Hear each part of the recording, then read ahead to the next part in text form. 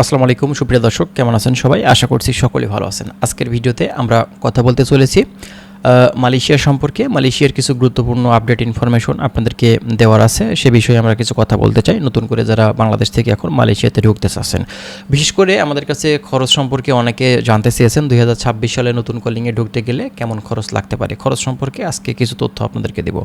দেখেন, 2026 সালে আমরা যে ব্যাপারগুলো দেখতে পাচ্ছি, বাংলাদেশ সরকার বেশ অ্যাক্টিভ আছে, বিশেষ করে মালয়েশিয়ার বাজারটা নিয়ে। এর কারণ হচ্ছে বিগত দিনগুলোতে আমরা দেখে এসেছি মালয়েশিয়ার বাজারটা নিয়ে বিভিন্ন ধরনের নাটক হয়েছে, বিভিন্ন ধরনের প্রতারণা, হয়রানি, সিন্ডিকেট এগুলো কিন্তু হয়েছে। বাংলাদেশ গভর্নমেন্ট এগুলো আর দেখতে চাচ্ছে না। বাংলাদেশের যারা কর্মী আছে তারা কিন্তু আর হয়রানি হতে রাজি না। বাংলাদেশ থেকে আমরা কিন্তু আর প্রতারিত হতে চাই না।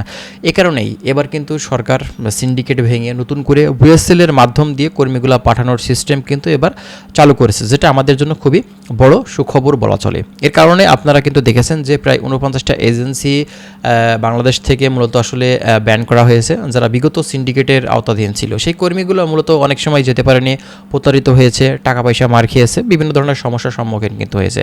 দেখা গেছে যে আপনার হচ্ছে বাংলাদেশ সরকার যেখানে নির্ধারণ করে দিয়েছিল 78,000 টাকা খরচ, সেখানে কিন্তু তারা 4 থেকে 5 লক্ষ 6 লক্ষ টাকা খরচ নিয়ে বাংলাদেশ থেকে কর্মী পাঠিয়েছে। অনেকেই যেতে পারেনি, টাকা পয়সাগুলো আর ব্যাক দেয়নি, এভাবে কিন্তু অনেকেই প্রতারণার শিকার। তো এজন্য বাংলাদেশ গভর্নমেন্ট এই বছরে কিন্তু নতুন সিস্টেম, নতুন প্রক্রিয়াতে তারা কিন্তু কর্মীগুলো পাঠানোর যে সিস্টেমটা সেটা কিন্তু চালু করতে যাচ্ছে। এবং বাংলাদেশ থেকে যদি বলতে হয় 2026 সালে কেমন খরচ লাগবে, এক্ষেত্রে বলতে হবে যদি আপনি VSL-এর মাধ্যম দিয়ে যান সেক্ষেত্রে অবশ্যই আপনাদের খরচটা কম লাগবে। সেক্ষেত্রে দেখা যাবে যে প্রায় 1.5 থেকে 2 লক্ষ টাকার ভিতরে কিন্তু হয়ে যাবে।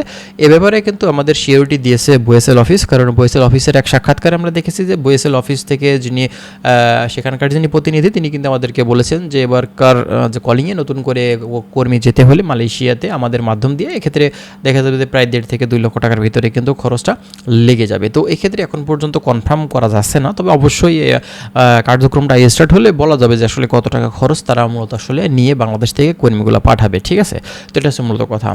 আর দ্বিতীয়ত কথা হচ্ছে, যদি আপনি কোনো রিক্রুটিং এজেন্সি বা কোনো অন্যান্য এজেন্সির মাধ্যম দিয়ে সেখানে যাওয়ার চেষ্টা করেন, প্রাইভেট এজেন্সি বা দালাল, এক্ষেত্রে কিন্তু আপনার খরচটা অবশ্যই কিন্তু বেশি নেবে, এতে কোনো সন্দেহ নেই। কারণ আপনারা জানেন যে VSL অফিস যেভাবে কর্মীগুলো পাঠায় কম খরচে, সেভাবে কিন্তু অন্যান্য যেসব এজেন্সি আছে, প্রাইভেট এজেন্সি, রিক্রুটিং এজেন্সি, স্থানীয় পর্যায়ে দালাল, ব্রোকার, তারা কিন্তু অত কম খরচে কর্মীগুলো কখনোই পাঠায় না। এটা হচ্ছে মূলত কথা। ঠিক আছে, তো যাই হোক, নতুন করে আপনারা যারা মালয়েশিয়াতে ঢুকতে চাচ্ছেন বা যাবেন ভাবছেন, এজন্য অবশ্যই আপনারা সরাসরি VSL অফিসে যোগাযোগ রাখেন। VSL অফিসে যোগাযোগ রাখলে আপনারা কিন্তু প্রতারণা হওয়ার সম্ভাবনা কম থাকবে।